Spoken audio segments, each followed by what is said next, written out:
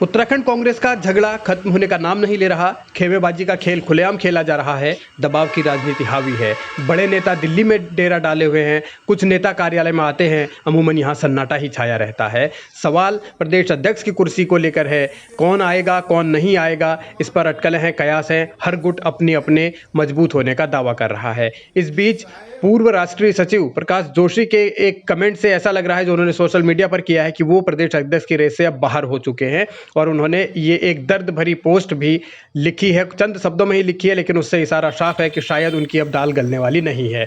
तो इन हालात में अब नया मुखिया कौन होगा, इसको लेकर कांग्रेस के भीतर जो तलवारें खिंची हुई हैं, जिस तरीके की तकरार चल रही है, उससे ये जाहिर होता है कि अभी हरीश रावत गुट अपना दबदबा बनाए रखना चाहता है। वो चाहता है कि प्रदेश अध्यक्ष उनकी पसंद का हो, ताकि 2017 के चुनाव की तरह 2022 के चुनाव में भी पसंद से टिकट बांटे जा सके।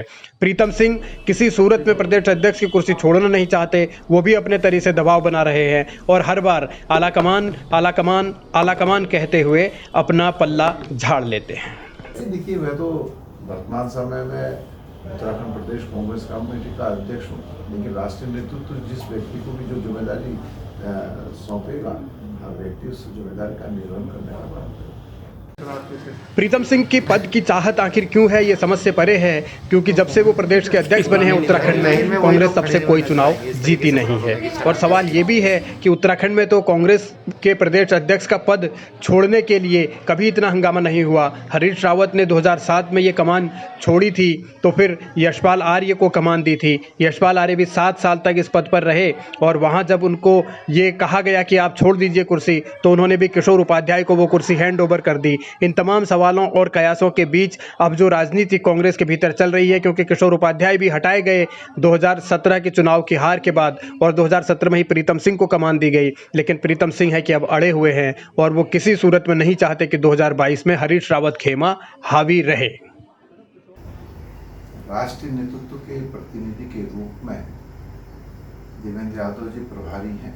उन्होंने एक नहीं कई बार इस बात को कहा है कि उत्तराखंड राज्य के अंदर संयुक्त नेतृत्व में कांग्रेस चुनाव लड़ने का काम करेगी। और इससे पूर्व हमने 2002 में भी संयुक्त नेतृत्व में चुनाव लड़ा, 2007 में भी संयुक्त नेतृत्व में चुनाव लड़ा, और 2012 में भी हमने संयुक्त नेतृत्व में चुनाव लड़ा।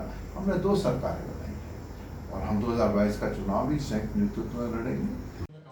पद की चाहत और कुर्सी पर चिपके रहने की हसरत, ये कांग्रेस के भीतर का ऐसा रोग है जो अब गंभीर होता जा रहा है, और जिसकी वजह से शायद संगठन भी कमज़ोर हो रहा है। और सवाल है यही है कि अगर इसी तरीके के हालात रहे तो फिर 2022 में सत्ता में वापसी का सपना साकार कैसे होगा। सवाल ये भी है कि नेता अगर आपस में उलझे रहे तो फिर ये कैसे लड़ाई लड़ी जाएगी, कैसे संघर्ष किया जाएगा। कांग्रेस के कार्यकर्ता इस बात को लेकर आहत हैं कि जब राज्य में सत्ता पक्ष के अंदर ज़बरदस्त संग्राम छिड़ा हुआ है, तो फिर उनके नेता भी दिल्ली में तलवारें खींचे खड़े हुए हैं, एक दूसरे को नीचा दिखाने की कोशिश कर रहे हैं। तो इस हालत में आखिर कैसे कांग्रेस ये दावा करेगी कि 2022 में अगर उन्हें सरकार मिली तो वो स्थायी नेतृत्व दे पाएंगे। कांग्रेस कैसे ये भरोसा दिला पाएगी कि उनकी सरकार रही तो सब कुछ ठीक रहेगा, जब पार्टी विपक्ष में रहते हुए ये ऐसे लड़ रही है, तो सत्ता में आने पर क्या आलम होगा, इसका अंदाजा लगाया जा सकता है।